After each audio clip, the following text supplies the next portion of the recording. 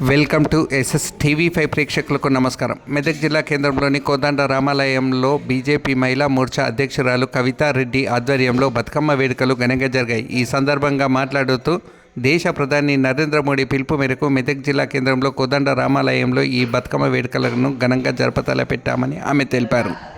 తెలంగాణ రాష్ట్రంలో ఎంతో గొప్పగా చెప్పుకునే పండుగలలో ఈ బతుకమ్మ పండుగ ఒకటన్నారు.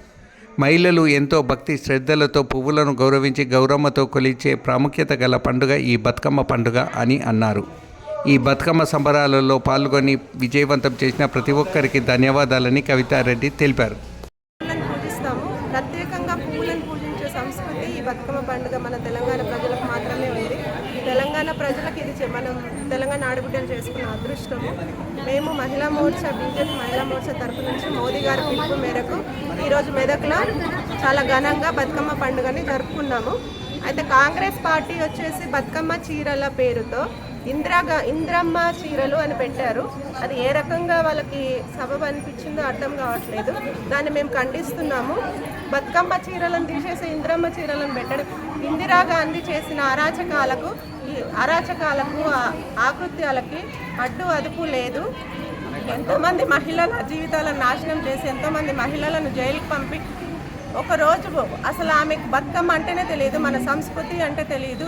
హిందువే కాదు, హిందువులకు సంబంధించిన పండగకి ఆమె పేరు పెట్టడం అనేది చాలా దారుణమైన విషయము. ఈ విషయాన్ని మేము ఖండిస్తున్నాము. ఇది కనుక కాంగ్రెస్ వాళ్ళు ఇందిరాగాంధీ పేరుతోన బతుకమ్మ చీరలను కనుక రిలీజ్ చేస్తే మేము పెద్ద ఎత్తున ధర్నాలు చేయడానికి కూడా మేము వెనకాడబోము.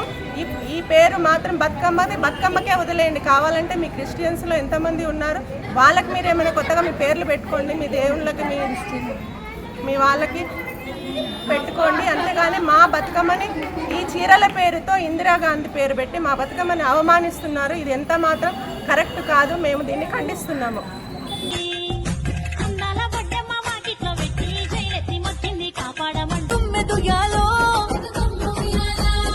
అడవి తంగేడు పూలు తుమ్మెదు ఇరుద్దరాశలు తారుగోరంటలు ఘనమైన పొన్న పువ్వే గౌరమ్మ గజ్జల ఒడ్డాలమే గౌరమ్మ ఘనమైన పొన్న పువ్వు